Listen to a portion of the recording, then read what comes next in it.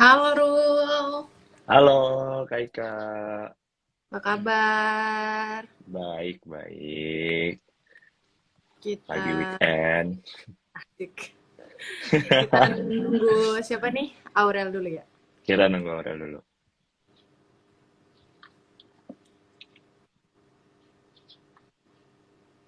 Atau sambil nunggu Aurel, aku langsung opening aja kali ya. Boleh boleh. Nih udah banyak juga yang join kayaknya nih. Ya udah, terima kasih loh teman-teman yang udah gercep langsung ya. On time loh teman-teman ini. Iya luar biasa, seneng banget gak sih? Oke deh karena udah lumayan juga ya view-nya udah ada 10 orang biar nggak menunggu kelamaan.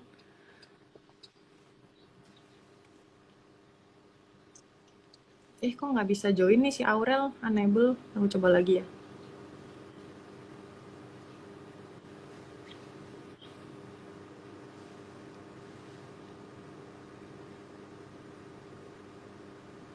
Halo, selamat pagi. Luar biasa semuanya.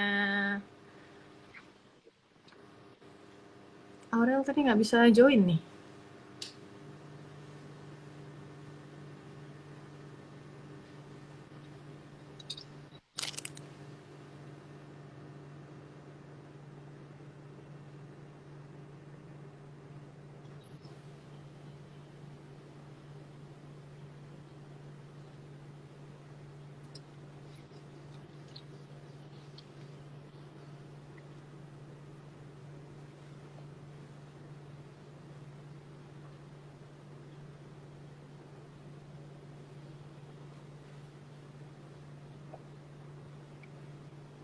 Oke, sambil sambil nyoba nge-invite ya.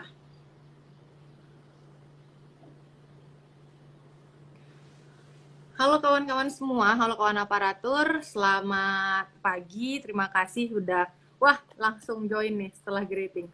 Halo Rel. Hai. Oke, kalau gitu karena udah join semua, kita langsung aja ya.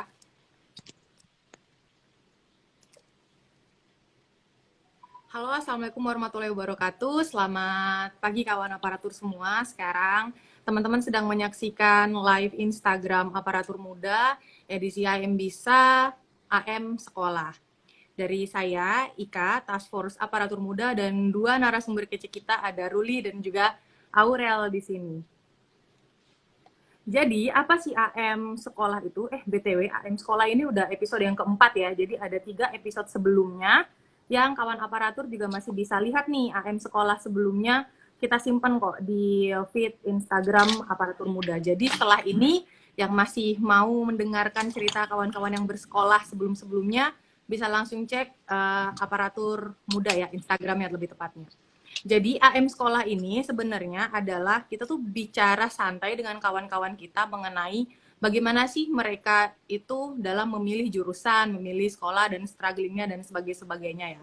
Jadi buat kawan-kawan yang memiliki minat atau mungkin sedang berencana untuk melanjutkan sekolahnya, bisa banget pantengin terus Instagram Live pada hari ini. Dari tadi ngomongin aparatur muda, aparatur muda. Sebenarnya apa sih aparatur muda itu? Just in case ada kawan-kawan yang belum tahu aparatur muda itu apa. Jadi sebenarnya aparatur muda ini adalah sebuah komunitas yang non-profit, nirlaba, dan juga non-partisan serta independen ya. Yang didirikan, dipimpin, dan juga diinisiasi oleh kawan-kawan dari aparatur muda di seluruh Indonesia. Untuk task force aparatur muda itu sendiri, kita tuh sebenarnya ada di seluruh Indonesia. Jadi kita ada dari kementerian, dari lembaga, SKPD yang ada di daerah, dan juga lembaga-lembaga pemerintahan dan BUMN. Jadi tujuan aparatur muda ini apa sih sebenarnya? Nah, kita itu sebenarnya ingin mendorong adanya sinergi, inovasi, dan juga integritas di antara sesama aparatur muda. Sebelum lanjut nih lebih jauh, kita mau ngasih reminder ke teman-teman, mungkin kawan aparatur muda ada yang memiliki topik yang ingin dibahas, ingin dibicarakan di AM Bisa banget kawan-kawan langsung DM Instagram aparatur muda atau kirim email ke Aparatur Muda. Kita juga ada nih kolom komentar. Jadi kalau kawan-kawan punya komentar atau memiliki pertanyaan, bisa langsung drop aja di bawah dengan catatan tulisannya tidak diskriminatif dan tidak melecehkan ya kawan-kawan. Nah, untuk hari ini, kita ini di acara AM Bisa, Aparatur Muda Bicara Santai.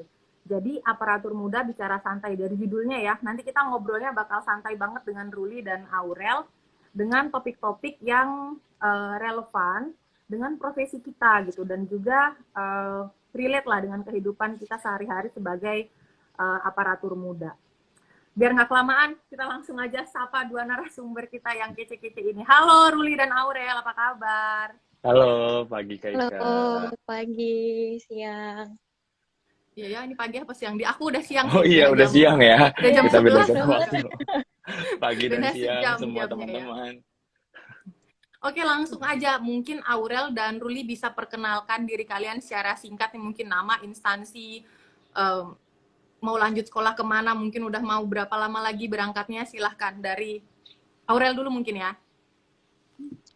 Oke, perkenalkan semuanya. Nama lengkap aku Aurelia Ayu Pramesdinariswari. Biasa akrab dipanggil Aurel. Asal dari Kementerian PUPR. Terus bakal lanjut di Imperial College, London. Ambil jurusan Cell Mechanic and Engineering Seismology. Silahkan Ruli, perkenalkan dirinya. Oke, halo semuanya. Nama aku Ruli Lesmana, biasa dipanggil Ruli. Sekarang bekerja di PT PP Persero Tbk, salah satu BUMN kontraktor. Aku bakal lanjut ke UNSW, University of New South Wales di Sydney, Australia. Jurusan yang aku ambil Geotechnical Engineering and Engineering Geology, dan akan berangkat insya Allah di Februari 2023 tahun depan. Oke. Nah, boleh nggak ceritain bagaimana sih? Kan nih dua-duanya engineer ya. Kenapa nyangkut jadi PNS gitu? ASN dan aparatur muda. Gimana tuh ceritanya? Mengabdi untuk negara. Mungkin dari siapa dulu nih? Ruli kali ya? Boleh. Boleh.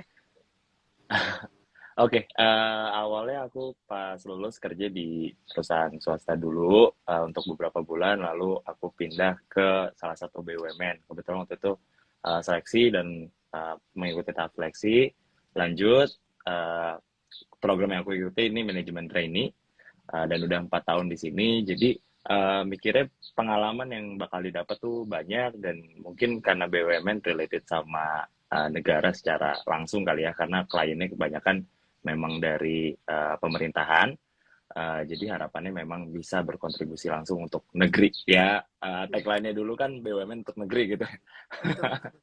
Jadi itu salah satu tujuannya, dan memang ya karir of course, tapi ya related langsung sama negara, untuk kontribusi untuk negara itu jadi salah satu pertimbangan juga pada saat awal bekerja dulu gitu. Oke, keren banget sih Rul. Maksudnya tetap ya untuk negara. Kalau misalnya Tetap dong. Aurel gimana Aurel? Kalau aku sih personally emang dari dulu udah interest sama infrastruktur ya, terutama terkait jalan. Terus habis itu pas kuliah emang interestnya tuh udah ke pemerintahan sama policy, public policy. Dan kenapa Kementerian PUPR? Karena polisinya dapet, teknisnya juga dapet gitu. Makanya tertarik join. Oke. Terus nih, kan kalian mau berangkat sekolah. Sebelumnya itu kalian di kantor masing-masing tuh tugasnya apa sih? Dari Aurel mungkin duluan. Oh, kalau dari aku mungkin ini terdengarnya ada yang bingung ya. Soalnya kenapa kementerian, tapi aku ditugasin itu di wilayah Indonesia Timur. Tepatnya tuh karena aku eselon satunya tuh Bina Marga. Terus aku ditugasin di unit pelaksanaan teknis di Balai Pelaksanaan Jalan Nasional Sulawesi Tengah. Sehari-hari itu bertugas di Satuan Kerja Perencanaan dan Pengawasannya. Kalau Ruli gimana? Oke, untuk saat ini aku ada di Divisi Operasi Infrastruktur 2. Ini menangani infrastruktur selain jalan dan jembatan, jadi pelabuhan, bendungan, dan aku di bagian tendernya. Selain itu aku juga berkontribusi di PMO spesialisasi. Jadi ini salah satu program Kementerian BUMN juga untuk membuat spesialisasi tiap-tiap kontraktor BUMN. Jadi kita punya expertnya di bidang masing-masing. Ketika kita go international, kita udah punya expert di bidang itu. Gitu. Dan kalau misalkan di kantornya sendiri itu aku nanganin soal tender-tender infrastruktur yang ada di Indonesia gitu. Salah satu Oh, kliennya Aurel juga. oh sih. Iya, iya, iya. Jadi kalau tadi kan kalian bilang nih mau jadi aparatur muda gitu ya. Aparatur muda itu sebenarnya kalian ada nggak sih role model kalian kenapa tiba-tiba pengen jadi aparatur muda gitu? Atau udahlah jadi aparatur muda biar mengabdinya itu langsung, kita nggak bilang yang swasta nggak ngabdi ya, mereka mengabdi dengan cara mereka sendiri gitu. Cuma kan Betul. kalau di ASN itu kan lebih relate lagi. Nah, kenapa nih? Apa ada yang dilihat kah dari awal, dari siapa nih? Ruli mungkin. Oke. Kalau peraturan kementerian itu ya role model aku itu Pak Erick Thohir ya jelas. Karena maksudnya related di Kementerian BUMN ya, dan Iya, aku iya. lihat di kepengurusannya beliau itu satset lah kalau kata orang sekarang. Gitu. Jadi kayak semuanya diefisiensi,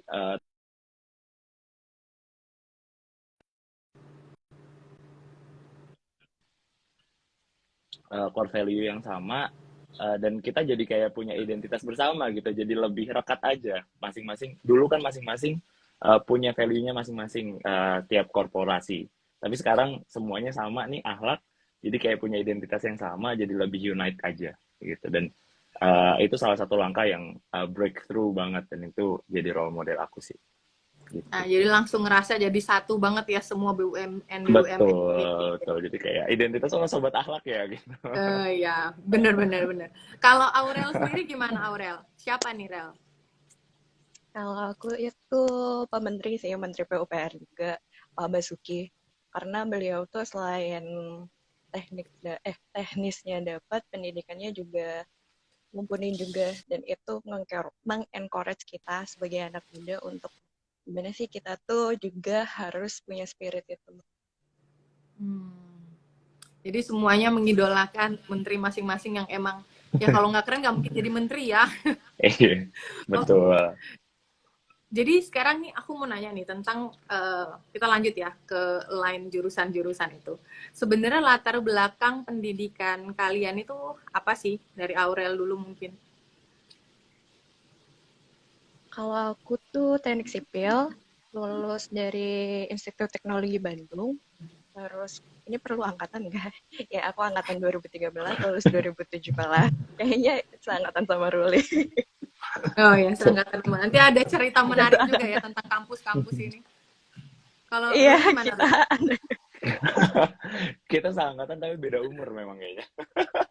Oh Jadi, iya, si aku mah kecepatan dia sekolahnya. iya, Harusnya dia 2017 baru masuk kuliah, dia 2013 sudah masuk ya Rel ya.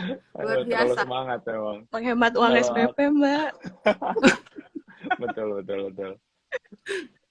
Kalau Ruli Kalau gimana, Rul?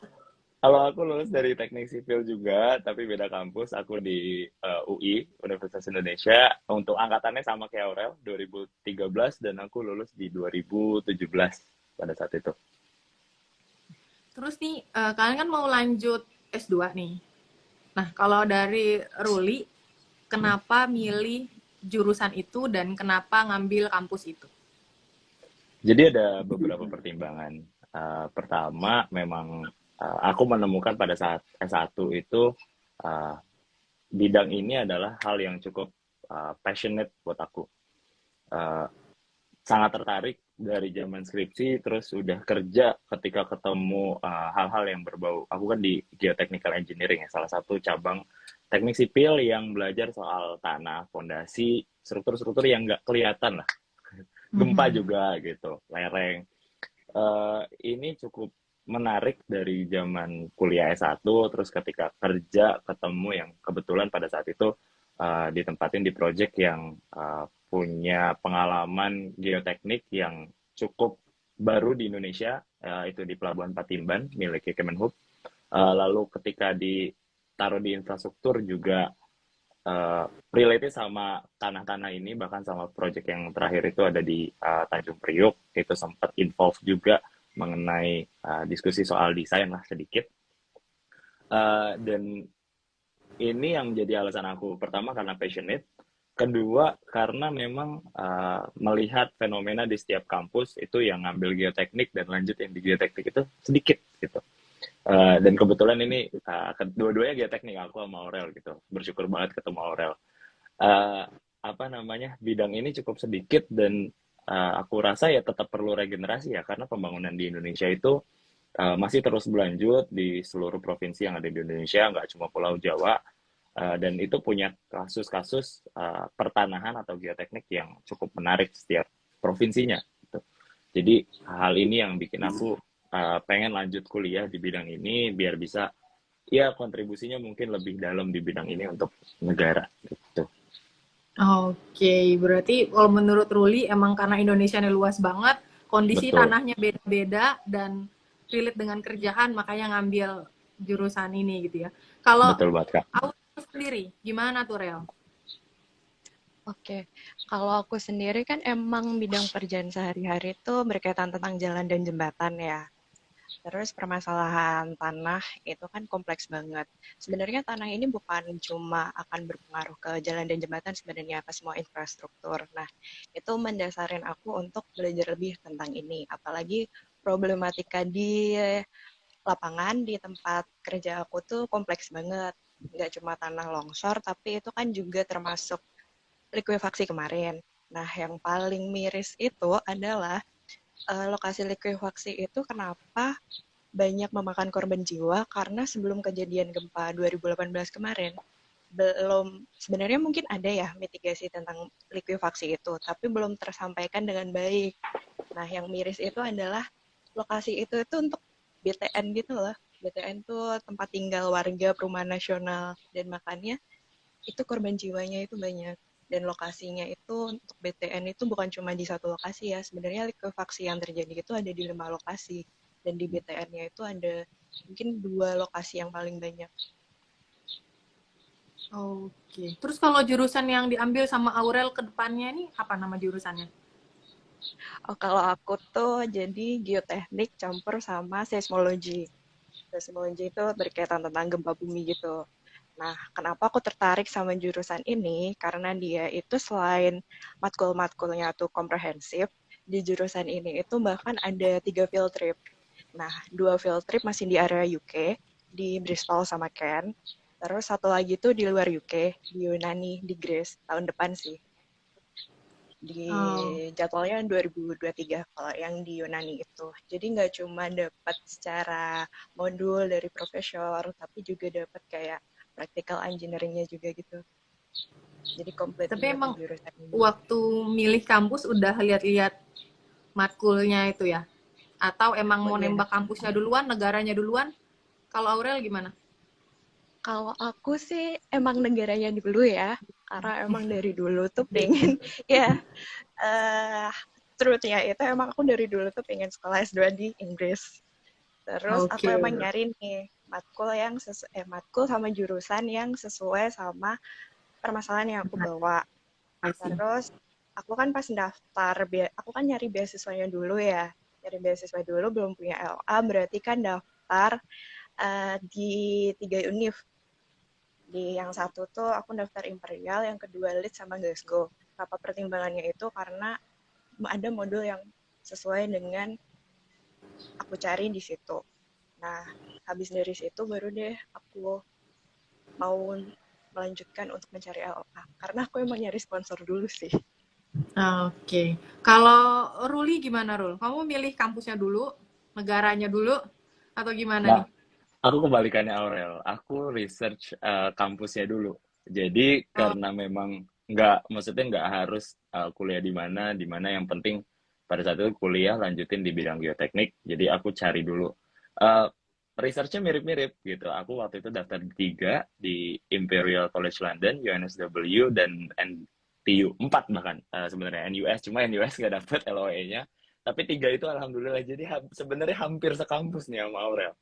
Dua kali. Hampir Dua kali. Dua kali, sekampus dua ya. kali, Dua hampir kali. sekampus. S1 hampir sekampus kita, FYI, fun fact. Dan Ya, S2-nya hampir hampir sekampus ya juga. Cuma makanya. karena mungkin timeline-nya beda ya, jadi ya udah akhirnya aku ngambil UNSW yang intake-nya masih agak panjang. Sebenarnya karena jadi ketiganya itu punya similarity, yaitu specialized di bidang geoteknik. Jadi Nah, apa namanya? Karena kayak tadi yang udah dijelasin sama Aurel, Imperial juga punya soil mechanics dan beberapa komplementer yang lainnya. Eh, UNSW juga punya geotechnical engineering secara khusus. Jadi kalau udah tahu spesifiknya mau apa, bisa ambil jurusan itu. Dan NTU juga sebenarnya statusnya civil engineering, tapi mereka punya specialized di bidang geotechnical engineering. Dan kebetulan pada saat kemarin di kampus dapat exposure untuk dengar diskusinya profesornya NTU gitu. Jadi kayak lebih menarik lagi. Cuma pada akhirnya karena mungkin berkaitan sama rezeki ya gitu. Jadi ya udahlah, timeline yang paling pas adalah di UNSW, akhirnya memutuskan untuk ambil yang UNSW gitu. tadi kan kalian bilang kalian sempat hampir sekampus 2 kali waktu S1 dan Iya. sekarang S2. Sebenarnya kalian tuh kenal secara personal atau emang pas ketemu di sini kayak ternyata kita hampir samaan 2 kali ya gitu. Dengan pertimbangan-pertimbangan apa waktu S1 kok jadinya nggak bareng, pas S2 kok jadinya nggak bareng. Dari Ruli dulu nih. Yang S1 Oke. siapa sih yang hampir Oke, Rul, gimana Aku Rul? Eh, yang kayak Aurel. Jadi kalau aku enggak Rul, ya. nggak dulu deh. jadi, Dari S1 deh. kalau aku nggak jadi soalnya daftar di ITB. Kalau Aurel udah jadi gitu daftar di UI. Iya, Gimana kalau Rel S1. S1-nya Rel? Oke, pas S1 tuh aku emang daftar UI itu lewat SIMAK, terus daftar SBMPTN di ITB. Terus akhirnya kan keterima dua-duanya. Terus akhirnya tuh aku milihnya di ITB. Jadi kan nggak ketemu Ruli nih. Iya, Terus harusnya yang kalau ngambil UI. S2, Yang S2 gimana, iya, Rul? Nah, yang S2 S2, pas S2, karena aku udah dapat Imperial College London juga dan jurusannya sama persis sama Aurel. sama Sama persis, kita udah ketemu di kayak kita ada grup untuk yang intake manual tahun gitu. ini. Jadi kayak sama nih ternyata gitu, ngobrol apa namanya, ternyata in the meantime karena timeline-nya nggak cukup, akhirnya aku nggak jadi ngambil Imperial College London. Jadi kayak ya nggak sekampus lagi, cuma ya tetap seneng karena kita udah diskusi bahkan sampai hari ini gitu. Dan belum lagi banyak mutualnya gitu. Ya, Kayak iya. mungkin teman kerjaku ternyata seniornya Teman. Aurel dan lain sebagainya. Hai sih. Oh, soalnya kan gimana ya, kalau misalnya kita milih kampus tuh kan juga mikir-mikir sama sponsorshipnya kan ya. Jadi nggak Iya bisa betul. ujuk-ujuk ngotot di satu tempat. Jadi kayak setiap orang tuh emang punya strateginya masing-masing untuk gimana nih biar sekolahnya jalan, pendanaannya lancar, sesuai nih timeline yang dimau. BTW tadi kan kalian ada nyebut-nyebut likuifasi, seismologi. Bisa nggak sih tolong bantu di infoin gitu ke kita-kita nih yang masih awam tentang dua bahasa ini gitu. Siapa nih? Mungkin seismologi bisa ke Aurel kali ya? Boleh. Jadi kalau seismologi itu keilmuan terkait gempa bumi. Kenapa keilmuan ini penting dan perlu dimitigasi? Karena kan kita tuh Indonesia pertemuan 3 lempeng tektonik terbesar. Jadi potensi gempa buminya tuh tinggi kan. Sedangkan bukan cuma gempa bumi yang kita mitigasi, tapi ada kejadian setelah gempa bumi yang perlu kita pertimbangkan. Jadi salah satunya likuifaksi itu. Kalau Oke. Aku gimana, Ro? coba jelasin likuifaksinya kalau gitu. Jadi karena Hmm. gempa tadi Indonesia guncangannya cukup besar, sedangkan kita kan negara maritim yang notabene berarti banyak pasirnya, banyak pantainya gitu kan. Tanah-tanah pasir ini kan ibaratnya ukurannya banyak yang sama nih. Ibarat kalau kelereng ukurannya sama semua. Atau kalau kita ke pantai, terus kita dekat laut, itu kan tanahnya basah ya. Tanahnya basah, banyak airnya. Jadi pas kita kasih guncangan, kita injek-injek, lama-lama kan kaki kita turun tuh. Jadi si tanah yang biasanya nopang kita, terus kita jadi tiba-tiba turun kan. Nah itu likuifaksi juga sama. Jadi ketika tanah yang kita anggap stabil, ditekan dari atas stabil, tapi ketika dapat diguncang, digoyang, digoyang, eh, tanahnya jadi ibaratnya menyebar terus jadi bersatu sama air, akhirnya hilang kekuatannya. Nah itu yang bahaya, dan kita tahu sendiri di 2018 tadi Aurel juga udah sering bahas gimana akibatnya di Palu, dan sekarang lagi rekonstruksi pelabuhan, perumahan semua hilang, bahkan jembatan juga hancur pada saat itu gitu. Nah itu yang sebenarnya kita perlu mitigasi itu, dan kasus lain juga pencegahan yang dilakukan untuk likuifaksi itu ada di NYIA Kulon Progo, Bandara Jogja yang baru. Itu juga potensi likuifaksinya besar, tapi kita mitigasi dengan tanahnya dipadatkan. Jadi ketika diguncang ya dia tetap nyatu, nggak diharapkannya nggak pecah lah, nggak nyebar, dan itu bisa memitigasi kerusakan akibat bencana gempa. Itu kira-kira yang bisa kita jelasin. Oke, soalnya nih kan kita nggak semuanya punya pemahaman tentang hal-hal spesifik yang berkaitan dengan teknik sivil ya. Jadi biar kita sama-sama tahu, biar aku juga bisa lebih paham nih apa maksud special term yang kalian sebutin tadi. Terus aku mau nanya lagi nih, gimana sih emangnya menurut kalian kondisi infrastruktur kita nih di Indonesia? Dari Ruli mungkin? Oke. Mungkin sampai sejauh ini harus bilang kalau kita masih terpusat Java sentris ya. Perkembangannya masih di Jawa aja. Yang lain tetap ada, cuma nggak sesignifikan Jawa. Jadi untuk jalur logistik, simply kayak jalan aja mungkin di provinsi lain di luar Jawa itu masih cukup terbatas ya, apalagi jalan tol dan lain-lain. Walaupun memang sekarang lagi dikembangin dan ada perencana perpindahan ibu kota negara. Untuk sampai saat ini ya itu masih terbatas di Jawa aja. Jadi logistik ke sana itu ya masih cukup susah gitu, apalagi ke daerah-daerah timur, atau dia bahkan mungkin Kak Ika ngerasain sendiri di Kalimantan itu masih cukup terbatas ya kan Kak gitu. Jadi Betul. itu yang memang harus dikejar dari Indonesia, karena kalau misalkan jalur logistik dan semua jalur transportasi tersedia, pasti semua hal itu akan efisien gitu, pengiriman barang, transportasi orang, mobilisasi, itu semua pasti akan lebih ciamik lah, lebih efektif gitu. Iya, jadi intinya di infrastruktur oke, ekonomi maju gitu ya. Betul Gimana banget itu. Menurut Aurel gimana nih, Rel? Dari sudut pandang PUPR. Jadi kan PUPR ini sekarang lagi emang digenjot banget infrastruktur kan. Mungkin terkesannya terlihat sekarang tuh udah banyak banget pembangunan gini-gini. Padahal sebenarnya ini kita masih mengejar ketertinggalan infrastruktur kita gitu loh. Supaya apa yang tadi sempat di-mention Ruli tadi, supaya akses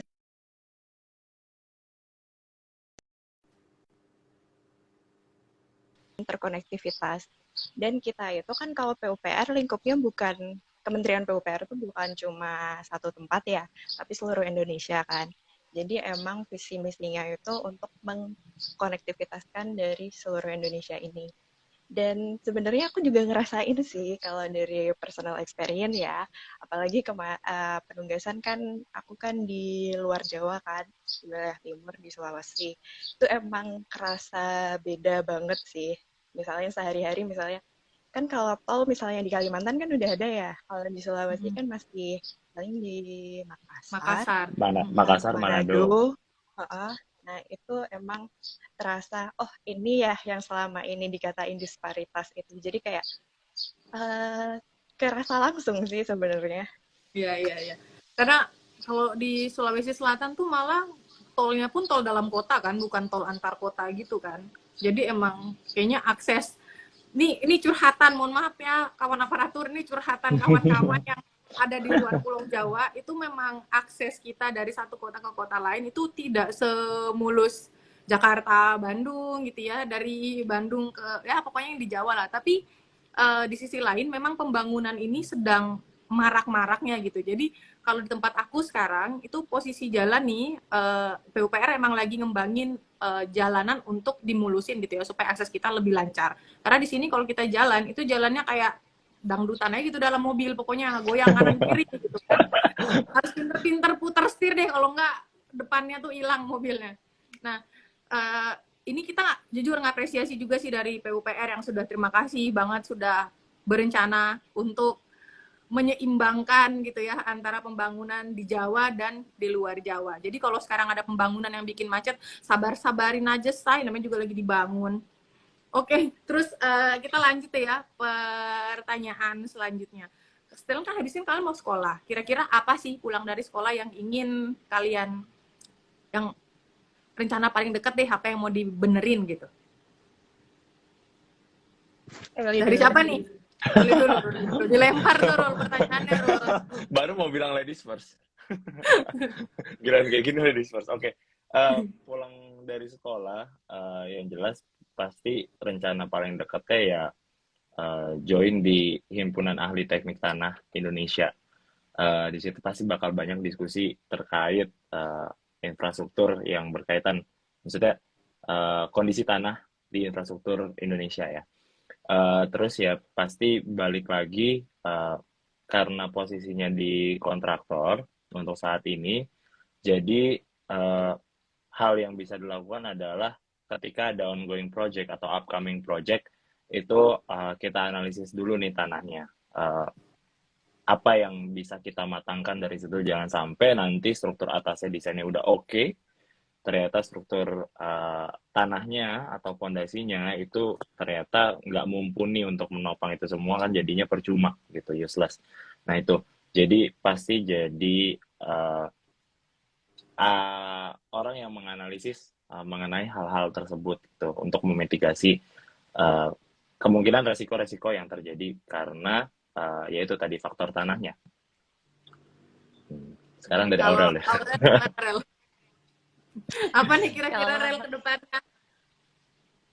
Oke, kalau aku kan balik sekolah pasti bakal lanjut lagi kan di PUPR, Kementerian PUPR.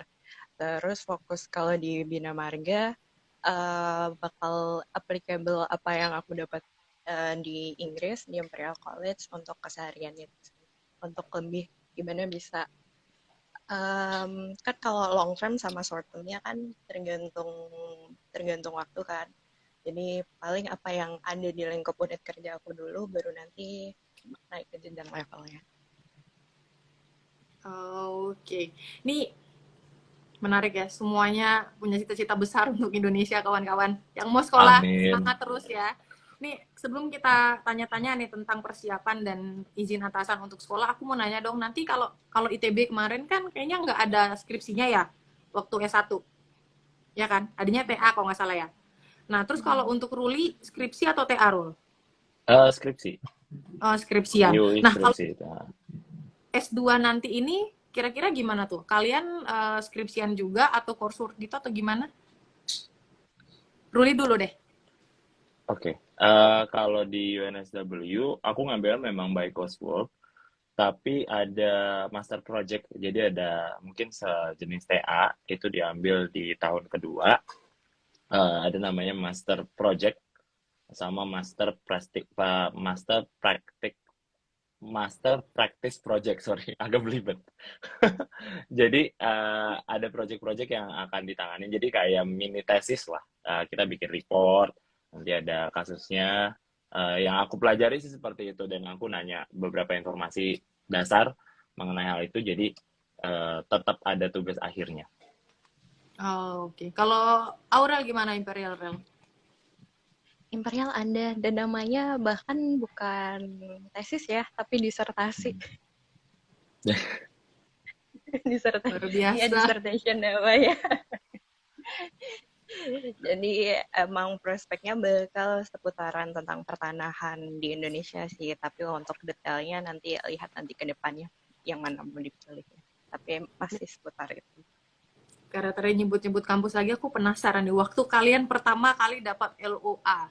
Ini kan keterima di banyak kampus nih ya. LOA yang pertama deh, yang paling pertama, yang wah aku dapet gitu, tuh gimana tuh responnya? Atau yaudah udah pasti dapet aku mah gitu. Ruli gimana? Aku lagi. Gimana Rul Eh, waktu dapat LOA Rul? aku LOA pertama itu kebetulan memang dari UNSW. Jadi pada saat itu proses aplikasi UNSW yang cukup sebenarnya cukup simpel lah ya aku bisa bilang. Terus pas dapet awalnya nggak nyangka ini yakin nggak ada interview atau apa gitu, nggak ada motivation letter atau apa gitu. Sempet ragu juga takutnya salah ngeklik kan. Nanti jadinya harus ngulang lagi, ternyata enggak.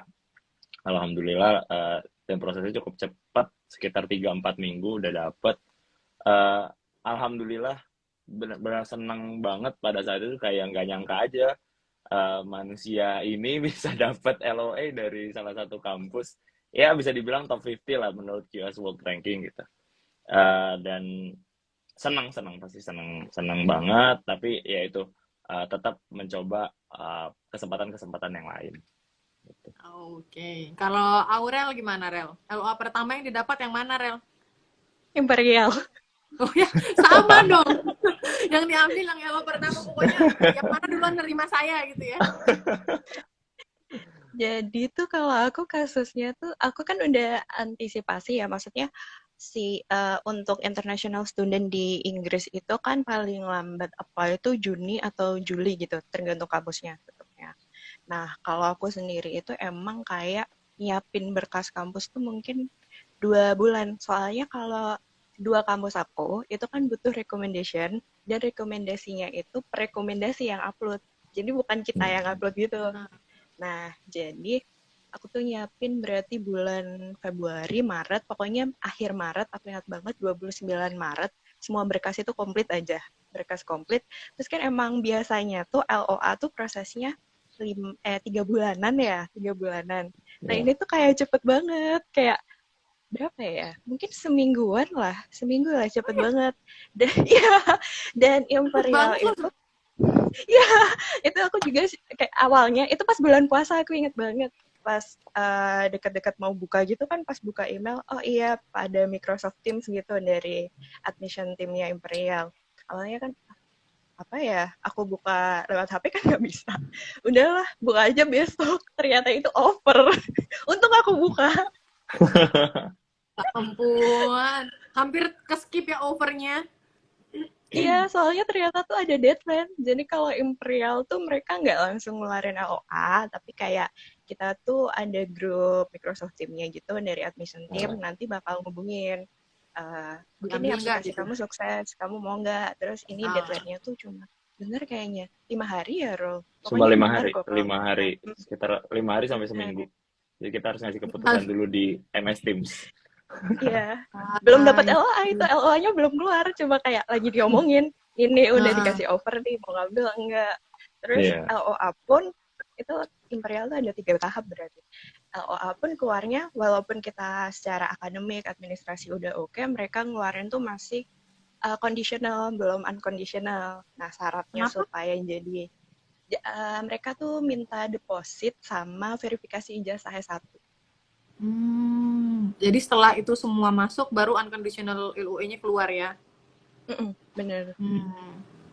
Oke, ini kayaknya kita udah bisa nih langsung aja masuk ke pertanyaan yang ditunggu-tunggu oleh kawan-kawan semua mengenai persiapan dan perizinan secara ASN ini kan untuk izin sekolah tidak semudah itu ya. Jadi aku mau tanya nih dari si Ruli dulu mungkin. Oke, Kamu kalau aku waktu gimana? kalau masalah perizinan, itu kebetulan memang di divisiku alhamdulillahnya semua atasanku tuh suportif dan terbuka terhadap pendidikan lanjut ya. Yang mau bahkan nih kayak masih punya rencana, masih kayaknya mau sekolah lagi itu ayo Di ya udah push gitu lanjut ya? gitu. Di push dan semua lingkungan itu uh, suportif lah, termasuk yang project-project manager yang mm, lanjut sekolah lagi gitu, kayak oh iya punya rencana sekolah lagi, iya mau ambil apa gitu. Jadi mereka mereka yang excited justru. Jadi aku Hmm. jelasinnya juga senang, apply-nya juga dengan senang hati, dan izin dan segala macamnya mudah sih. Jadi kayak rekomendasi apa segala macam mereka dengan senang hati memberikan hal itu. Bahkan malah jadi nanya-nanya nih, uh, termotivasi juga untuk lanjut kuliah gitu. Jadi senang aja sih, dan alhamdulillah semuanya suportif lingkungannya. Tapi ada nggak misalnya dari, kalau dari kantor kan semua sportif ya, mungkin dari temen main atau mungkin bahkan keluarga ada nggak yang udahlah ngapain jauh-jauh gitu? Oh di sini Eh juga ada gitu. Sempet ada hal itu, cuma nggak terlalu besar sih. Kayak mungkin temen yang lebih ke penasaran, eh, ngapain ngapain jauh-jauh, kan jurusan itu juga ada gitu kan di Indonesia. Ya well, apa namanya, eh, kita kan juga pengen moving forward ya gitu. Jadi ya aku jelasin aja secara pelan-pelan kenapa milih di situ, kenapa milih masih di luar. Itu ya karena mungkin jurusannya lebih spesifik, karena kan kalau di Indonesia even UI atau ITB itu belajarnya civil engineering dulu, baru nanti tugas akhirnya yang difokuskan gitu kan. Tapi kalau misalkan di jurusan aku dan Aurel ini kan memang dari awal udah fokus ke situ gitu. Jadi Gitu. uh, harapannya kan ilmu yang didapat lebih banyak. Ya aku jelasin kayak gitu aja sih. Oke. Kalau dari Aurel gimana Rel? Izin dari atasan, terus ada nggak suara-suara sumbang? Kalau suara-suara sumbang tuh pasti ada ya, di setiap kita mau ngelangkah pasti orang sekitar tuh mungkin ada yang mendukung, ada enggak. Cuma kalau terkait izin atasan, overall sih mendukung. Cuma emang sempat harus semacam pitching sama sama meyakinin.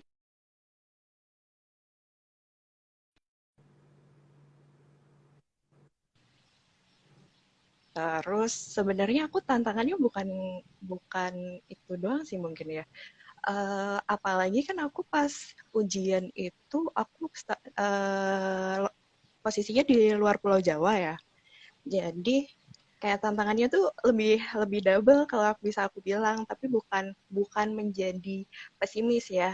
Ini mengencourage siapapun yang nonton ini, misalnya dia bukan di apa ya, kota atau lagi ditugasin di tempat yang mungkin emang downtown atau bukan di uptown, itu tuh tergantung niat kita gitu loh. Soalnya aku ngerasain dari mau ujian IELTS aja, itu kan IELTS itu kalau di Indonesia Timur tuh cuma bisa di Makassar kan. Berarti which is aku harus terbang dari Palu ke Makassar.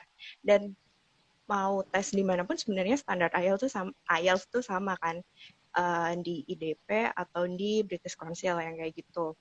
Terus habis itu kayak pas ujian, pas ujian buat seleksi LPDP-nya pun, aku kan berarti kalau tanpa LOA tuh aku 3 kali seleksi. Yang esai, administrasi, sama akademik, kebangsaan, sama wawancara. Itu tuh aku juga concern banget sama namanya sinyal sama listrik.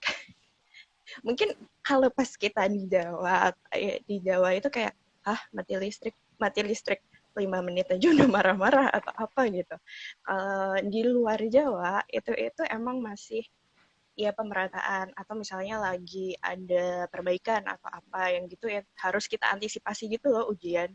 Nah, jadi bahkan pas mau ujian akademik seingat aku tuh yang pas zaman Telkomsel sama IndiHome tuh nggak ada sinyal deh. Yang laut tuh lagi Sampai iya, ngerasa sih kita yang di luar, iya, yang sinyal bahkan hilang banget itu. bener Mbak, itu ya kayak aduh gimana ya ujian ya cuma 3 kali login lagi maksimalnya. Terus kalau sinyal juga pas wawancara, apalagi ya pas wawancara tuh aku emang udah ngomong gitu di depan pas wawancara.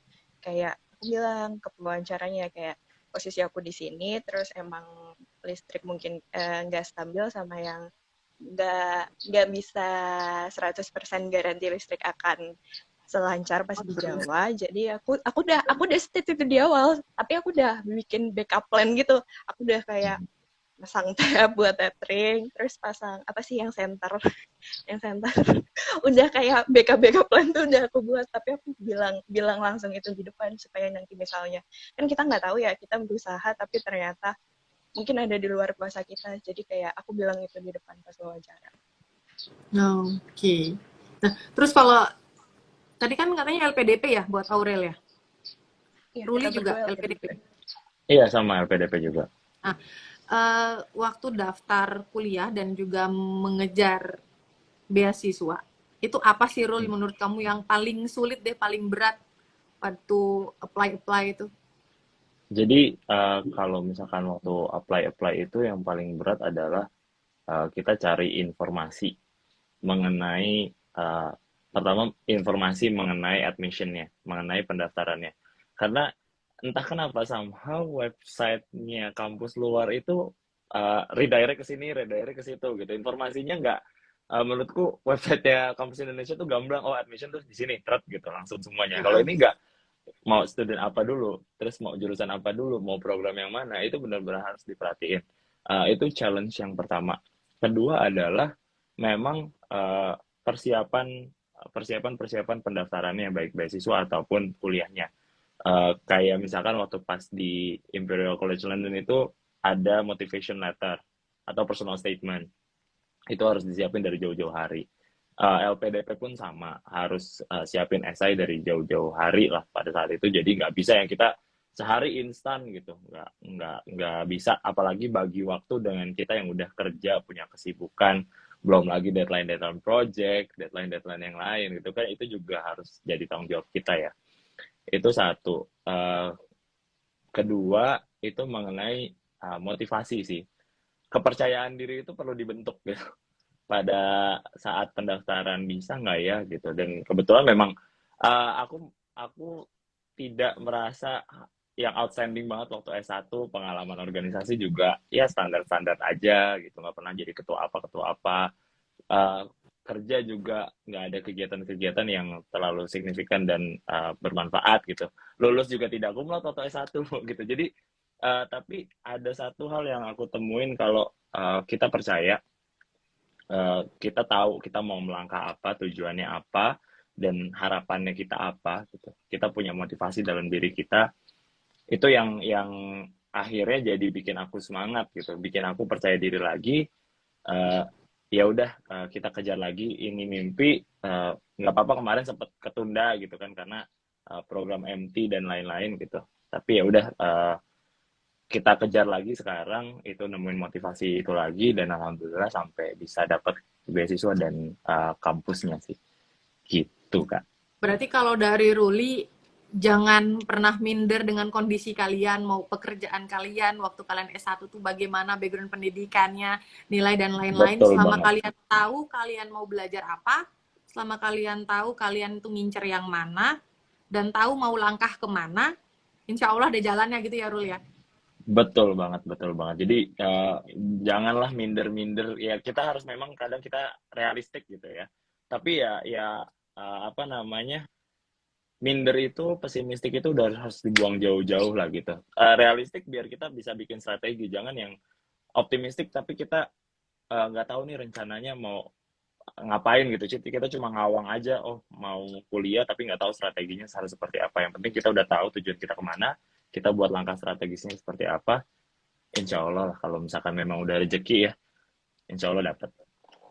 Sebelum aku nanya Aurel nih, aku mau nanya dulu dong, sebenarnya ada nggak sih hal yang kamu pikir kayak seandainya aku tahu hal ini dari dulu gitu, berkaitan dengan sekolah ini. Apa kira-kira, Ru?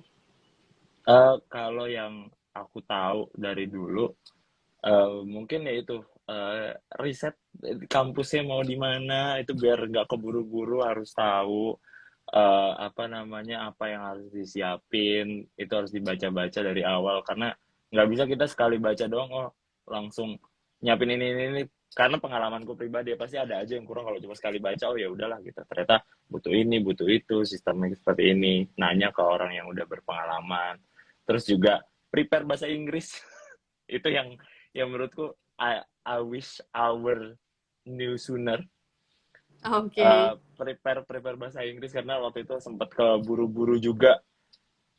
Kebetulan pada saat itu mungkin ini memang udah jalannya juga ya. Jadi pas pandemi naik yang COVID Delta, itu tes bahasa Inggrisku sempat ditunda sampai 3 kali, dari harusnya Juli awal sampai September awal, 2 bulan lah ketunda. Tapi ya di situ aku jadi bisa ada waktu untuk prepare diri aku untuk tes bahasa Inggris. Jadi itu yang menurutku andai aku tahu lebih awal.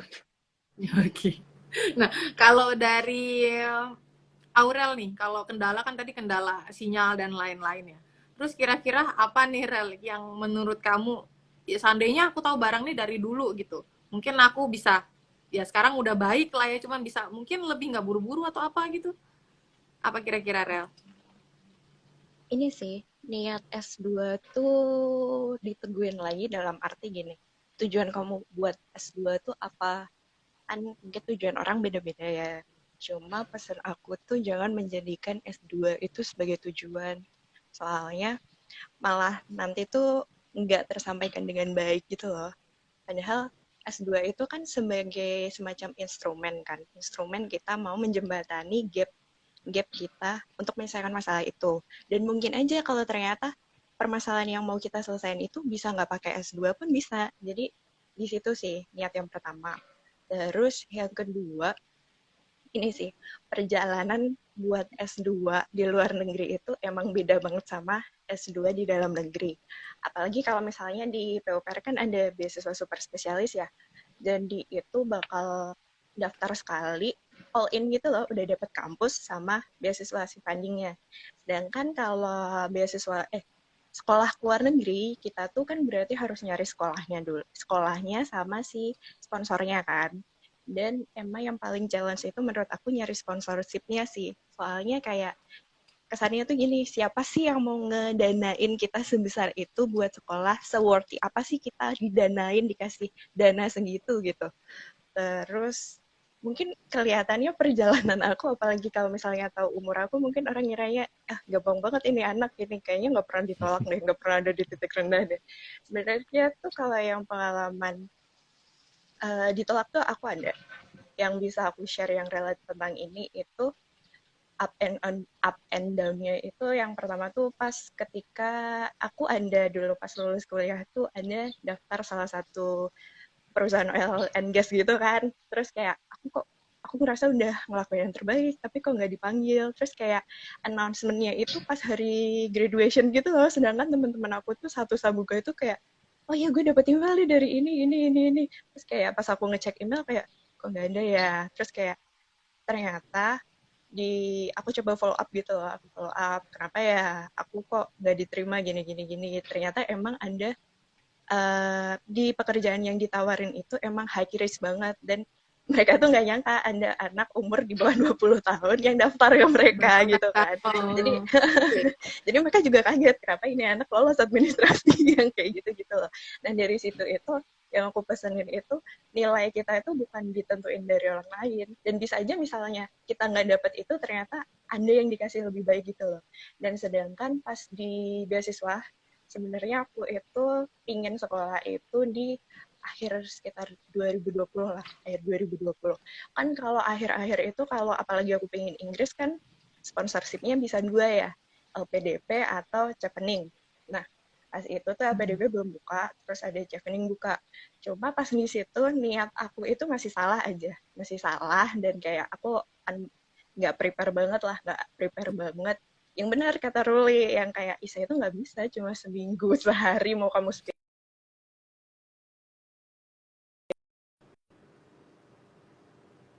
aja gitu loh sama orang awam, bisa orang yang bukan non teknik, dan orang tuh nyampe nggak ya pesennya itu, apalagi kalau backgroundnya teknik, kita ngomong technical banget gitu kan, terus nanti yang baca bukan orang teknik, terus kayak hah apaan. Iya, yang jangan sampai gitu iya nanti gitu yang loh. Jadi jadi yang pas Chevening emang aku ditolak. Jadi pas 2021, jadi awal 2021 itu Chevening aku ditolak. Terus kayak, yaudah, emang sih pasti down itu pasti sih. Kayak, kenapa ya, yang kayak gitu kan. Terus yaudah, down gak apa-apa, cuma kayak bangkit lagi gitu loh. Kayak, oh kalau mau kan impian kamu kan masih sama kan, yang bener kata Ruli, impian masih sama, ya udah, kalau gagal pun ya bangun lagi gitu loh, karena gagal tuh bukan akhir dari perjalanan tapi awal. Soalnya gagal jadi akhir itu kalau kamu nggak mau mencoba, yang itu aja. Jadi pas aku tuh evaluasi sih yang pas di 2021 awal, apa ya, oh ternyata aku tahu nih niat sama visi misi aku belum belum oke nih, emang salah sih, dan emang aku nggak yakin sama diri aku sendiri, jadi gimana orang lain masih ngasih kita dana tapi kita sendiri nggak yakin gitu. Dengan diri kita Akhirnya gitu. Oke. akhirnya aku di pertengahan daftar LPDP. Oh. Ini nggak kerasa loh kita udah 56 menit bincang-bincang bareng. Serius nggak kerasa Oh banget, iya aku ya. ngeliatnya udah 56 menit aja. Ini kita gini deh, sebelum jawab pertanyaan dari teman-teman yang ada di kolom komentar, mungkin ada pesan dari Ruli, singkat aja Rul sama Aurel mengenai apa ya, memberi semangat lah ke kawan-kawan kita yang sedang berniat untuk sekolah wejangan kalian apa nih gitu. Dari Ruli deh. Oke. Kalau pesan aku buat teman-teman yang mau lanjut sekolah, kalau memang kalian udah punya niat, itu niat baik dan lurus, memang kalian udah pengen banget sekolah, laksanain aja. Kegagalan itu ya benar tadi kata Aura, bukan jadi penentu juga gitu, karena kita semua pernah gagal, coba lagi. Mungkin memang ada rezeki yang nunggu kalian di setelah kegagalan itu gitu. Jadi jangan mudah menyerah. Apapun segala keterbatasan kalian, kalian laksanain aja. Kalau kalian udah punya niat yang baik, insya Allah bakal ada rezekinya buat kalian di sana. Makasih Rul wejangannya. Gimana nih kalau dari Aurel sendiri? Nikmatin prosesnya sih, proses perjalanannya kan emang panjang ya, nggak bisa misalnya kita apply hari ini besok langsung dapet, karena itu kayak karena saking perjalanannya itu prosesnya panjang, jadi kayak jangan sampai kita tuh cuma bahagianya tuh pas hasilnya keluar gitu loh. Jadi enjoy the moment aja, jadi lebih kayak oh misalnya gagal, oh ya perbaikin lagi, misalnya udah berhasil ya lanjut lagi. Jadi jangan terpatri pada satu tujuan aja. Apalagi kalau misalnya aku kan sering ya dapat pertanyaan, apa sih Rel tipsnya itu buat apa sih? Gimana sih caranya tipsnya itu? Aku sih paling sering kan bilang be yourself kan. Mungkin ini terdengarnya klise ya. Cuma jatuhnya tuh perjalanannya panjang. Kalau kamu nggak tahu dan kenal diri sendiri, jatuhnya tuh kamu bisa aja sih nulis diri kamu presented tuh gimana. Cuma jatuhnya kayak wasted aja gitu loh. Kayak semakin kamu mengenal diri sendiri kan semakin kamu confident sama diri sendiri. Dan kamu tahu ternyata misalnya mungkin akademiknya standar atau apa yang kayak gitu, oh yang lain kok kayaknya kumlot atau apa, gue kayak aku misalnya cuma 3 berapa gitu kayak apa, itu jangan jadi ganjalan gitu loh. Sebenarnya requirement itu tuh cuma kayak syarat di depan aja, yang dicari si admission timnya itu gimana kamu itu cocok di program ini. Jadi kenapa harus be yourself? Misalnya nih Anda universitas yang nolak, oh berarti emang value kamu nggak cocok di universitas itu, tapi kamu udah tahu diri kamu sendiri gitu loh, diri kamu sendiri udah tahu, dan ya kamu akan bisa lebih berkembang lagi, jadi jatuhnya nggak naif banget gitu. Jadi kita pede sama diri sendiri dan sayang sama diri sendiri pasti. Oke, terima kasih ya sharingnya buat dua narasumber yang kece-kece ini. Tapi sebelum kita tutup, kita ada beberapa pertanyaan nih. Satu ada pertanyaan buat Ruli, tolong dijawab ya Rul. Mas Ruli, gimana Oke. caranya dapetin LOA UNSW? Apa-apa aja requirement-nya? Oke. Kalau UNSW, aku bisa bilang untuk di jurusanku ya, jadi ternyata memang dia tiap jurusan tuh beda-beda. Bahkan di jurusanku nggak ada admission fee-nya gitu. Itu benar totally free, effortless, kecuali memang modal buat sertifikat bahasa Inggris. Jadi yang perlu disiapin itu adalah CV. CV kalian itu berkaitan sama akademik dan pengalaman kerja. Kalau bisa mungkin pakai yang ETS friendly, bisa dicari. Tipsnya udah banyak banget di segala sosial media lah. Website-nya juga udah ada bikin ETS friendly, biar lebih gampang dan profesional juga. Yang kedua, itu ijazah dan transkrip berserta translation-nya, diterjemahkan dalam bahasa Inggris. Kalau memang ijazah dan transkrip kalian udah dalam bilingual, itu udah enak banget, nggak perlu minta translation lagi ke kampus. Terus yang ketiga adalah hasil tes bahasa Inggris. Minim karena aku di engineering itu minimal 6,5 IELTS. Jadi kalau misalkan Inggris dan Australia itu biasanya lebih prefer IELTS. Meanwhile kalau US, ini karena UNSW jadi aku pakainya IELTS. Minimal 6,5 dengan minimum skor setiap bagian itu nggak boleh kurang dari 6. Terus kalau paspor itu pada saat pada saat pendaftaran itu opsional, terus tinggal isi data diri. Yang paling signifikan itu aja sih. Recommendation letter juga opsional pada saat itu, bahkan aku nggak pakai recommendation letter. Jadi tinggal upload aja di bagian pendaftaran online ya, admissionnya. Lalu tunggu 3-4 minggu lah prosesnya pada saat itu, ya alhamdulillah langsung dapat.